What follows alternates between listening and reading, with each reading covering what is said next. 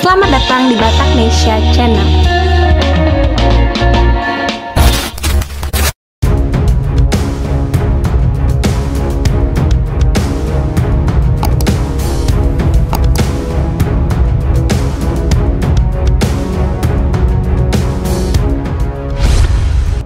Kapolri Jenderal Listio Sigit Prabowo kembali melakukan rotasi sejumlah posisi Kapolda. Adapun mutasi ini tertuang dalam surat telegram nomor ST-2224-10 Romawi /Cap-2022 tertanggal 14 Oktober 2022. Kapolda Daerah Istimewa Yogyakarta Irjen Asep Suhendar dimutasikan sebagai Pati Polda Daerah Istimewa Yogyakarta dalam rangka pensiun.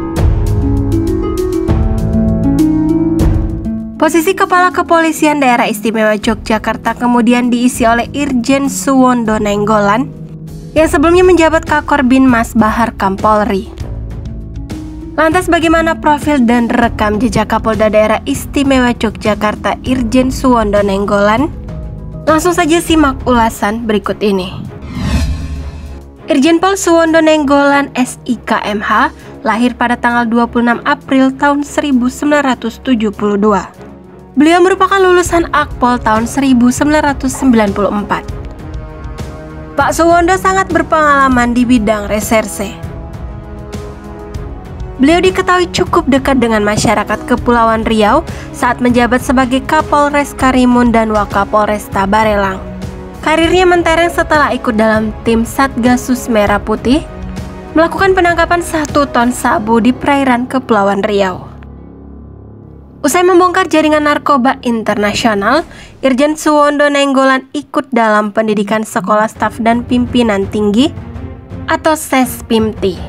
Setelah lulus SESPIMTI, beliau pun menduduki jabatan sebagai Korspri-Pim Polri pada tahun 2019 dan ikut kemana Kapolri Jenderal Idam Aziz bertugas. Jabatan berikutnya yang ia emban adalah Karobinkar SSDM Polri.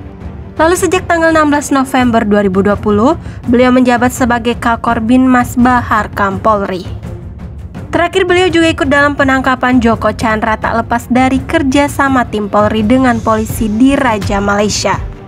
Berikut ini riwayat jabatan Irjen Suwondo Nainggolan.